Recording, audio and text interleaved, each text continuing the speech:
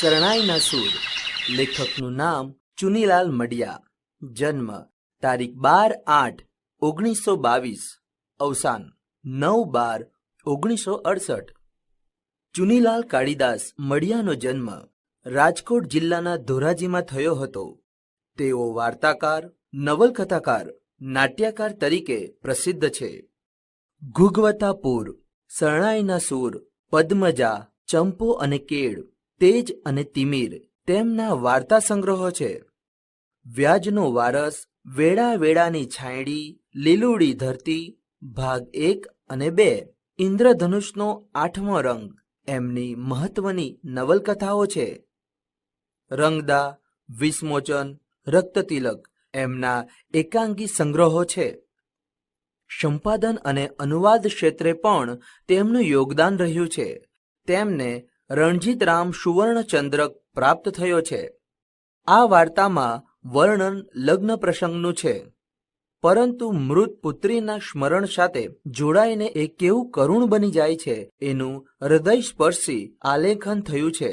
જાનવાળા માને છે કે વધુ પૈસાના લોભમાં રમજુ મીર શરણાઈ વગાડી રહ્યો છે, પરંતુ એ તો શરણાઈના સૂર દ્વારા પિતૃહૃદયની ગમગીની એકલતા અને વેદના પ્રગટ કરી રહ્યો હતો.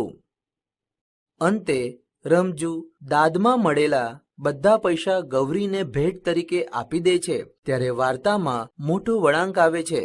કન્યા વિદાય ગૌરીની છે, પણ રમજુ માટે પોતાની પુત્રી સકીનાની બની રહે છે.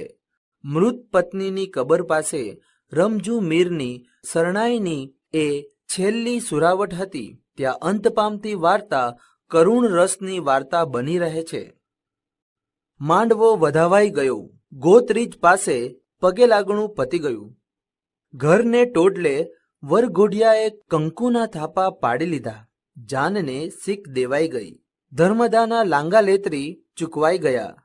વેવાઈઓએ એકબીજાને વહાલપૂર્વક ભેટી લીધા. રામણ દીવડો પેટવાઈ ગયો. વર કન્યા માફાડા ગાડામાં ગોઠવાઈ ગયા. સામેથી આવતી પણિયારીના શુભ સુકન સાંપડી ગયા અને ગાડાનું પૈંડું સિંચાઈ ગયું. અને ડોસા રમજુ મીરે શરણાઈનો સૂર છેડ્યો. ઢોલીએ ઢોલ પર દાંડી પાડી, સુહાગણોએ ગીત ઉપાડ્યું અને ગૌરીની જાન ઉગલી ગઈ.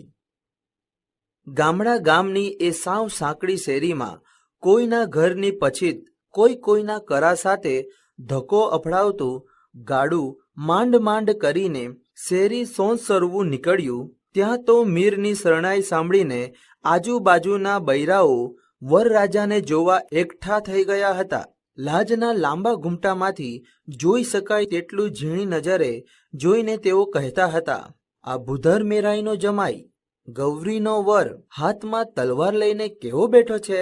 નાકા ઉપર નિયમ મુજબ મેઘો ઢોલી દાળ લેવા આડો ફરી ફરીને ઊભો હતો. રમજુએ પણ શ્વાસ ઘૂંટીને શરણાઈ દબાવી. કન્યા પક્ષની સ્ત્રીઓએ ગીત ઉપાડ્યું. આદર્શ આદર્શ પીપળો, આદર્શ દાદાના ખેતર.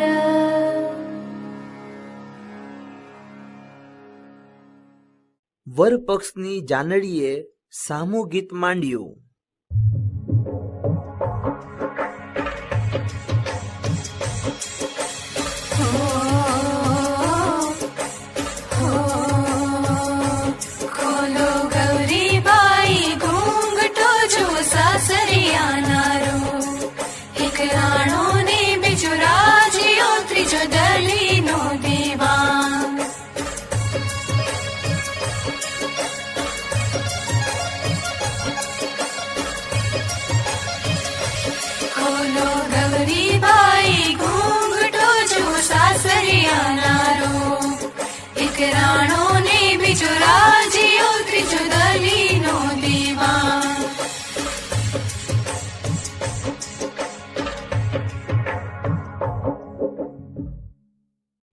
ગીતોના સૂર વધારે વેધક હતા કે શરણાઈના એ નક્કી કરવું શ્રોતાઓ માટે મુશ્કેલ બની રહ્યું.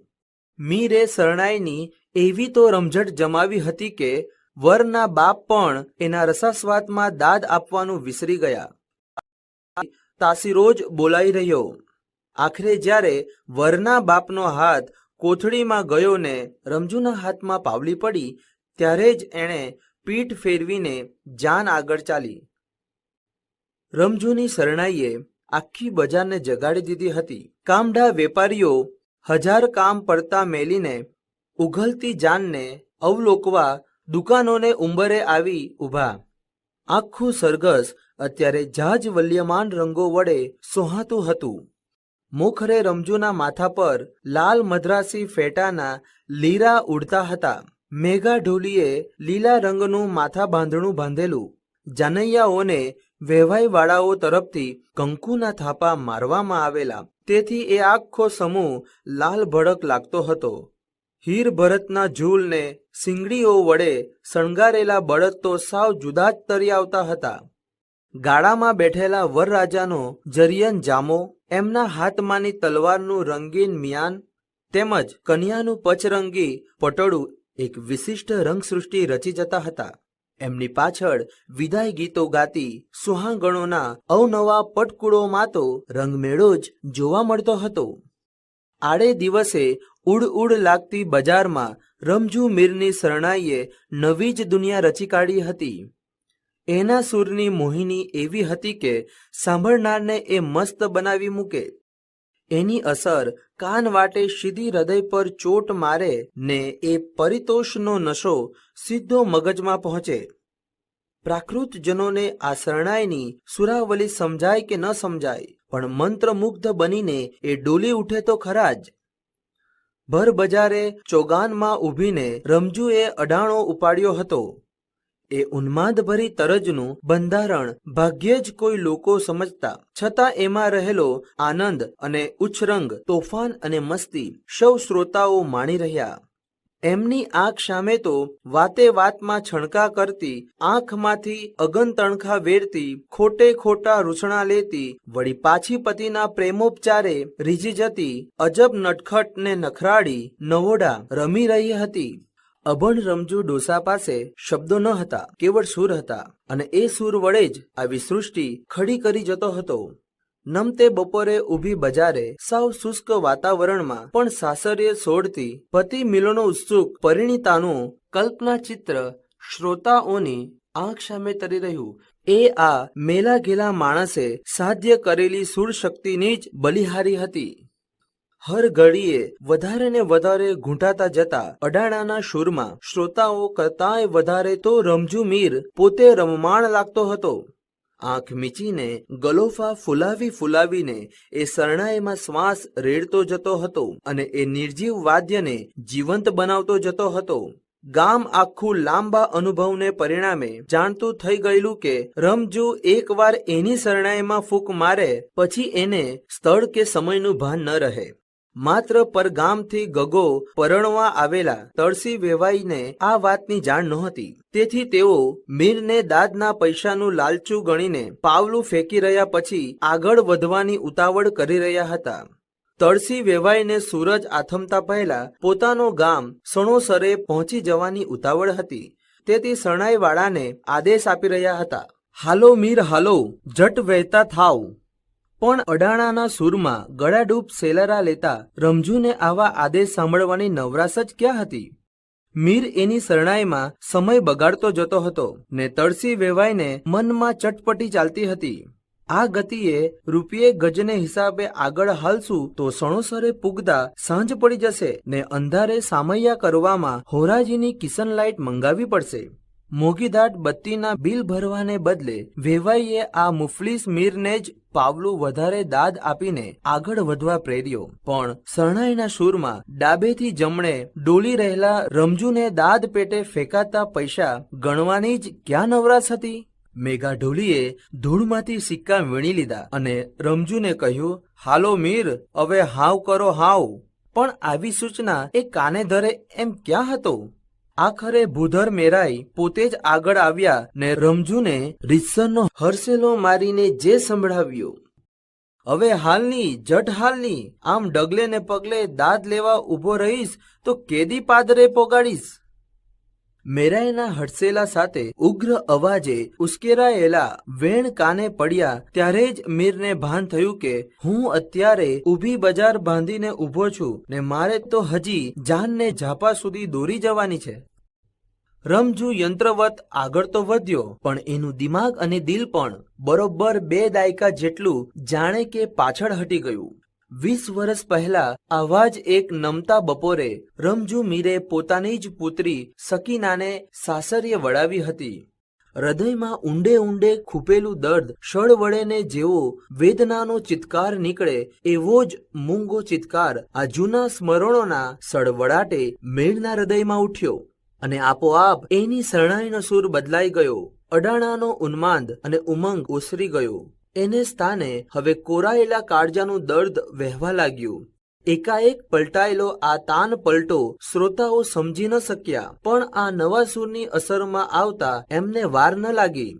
આકાશમાં પૂર્ણેન્દુ પ્રકાશ્યો હોય, પૃથ્વી પર સ્નિગ્ધતળ કૌમુદી રેલાતી હોય અને એમાં એકાએક કાળી વાદળી આવી ચડતા ચોગરદમ ધિક્કારના ઓળા ઉતરી રહે અને આખા વાતાવરણમાં એક ઊંડી ઉદાસી ફેલાઈ જાય, એવી જ અસર અત્યારે ઉઘલતી જાનમાં વર્તાઈ રહી. ઘણી વાર પહેલા આનંદમાં ગુલતાન એવા જાનૈયાઓ સાવ મૂંગા થઈ ગયા. ગીત ગાતી સુહાગણોએ પણ જાણે કે શરણાઈની અસર તળે જ વધારે કરુણ વિદાય ગીતો ગાવા માંડ્યા હતા.